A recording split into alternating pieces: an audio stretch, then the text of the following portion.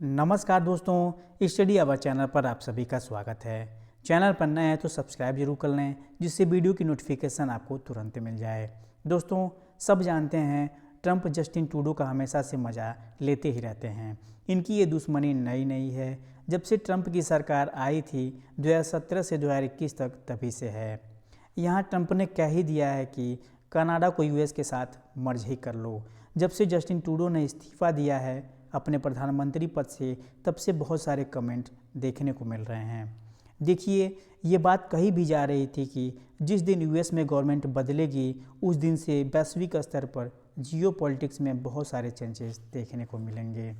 और अभी तो सरकार बदली है, 20 जनवरी से ट्रंप गद्दी पर बैठेंगे।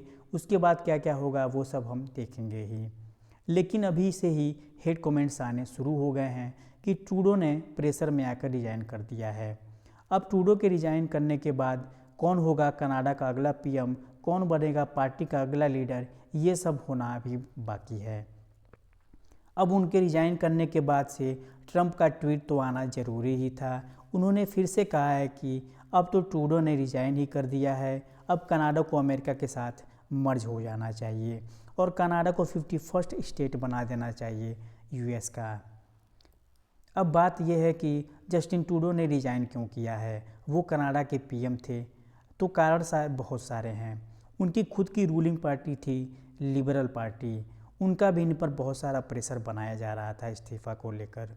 ये बात है कि इनके आने से कनाडा में काफ़ी महंगाई बढ़ गई थी, लोग प्रोटेस्ट करना शुरू कर दिए थे।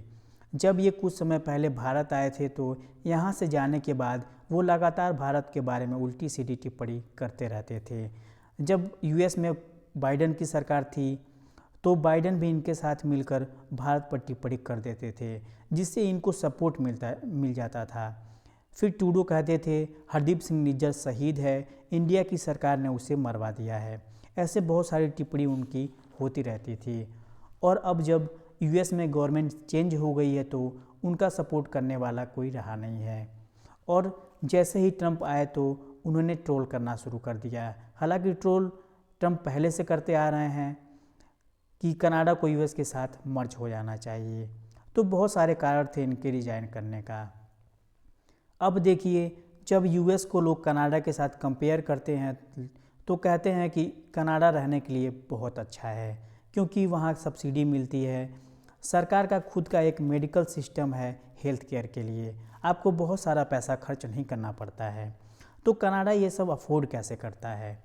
जब यूएस के साथ कनाडा ट्रेड करता है तो कनाडा को इससे काफ़ी फ़ायदा होता है।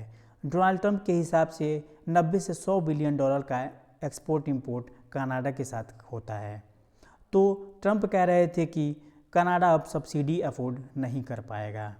अब देखिए, यूएस भी पहले जैसा इकोनॉमिक सुपर पावर नहीं रहा है जैसा वो कुछ दशकों पहले होता था, और ना ही यूएस सिक्योरिटी प्रोवाइड कर पाएगा आसपास के कंट्री के लिए।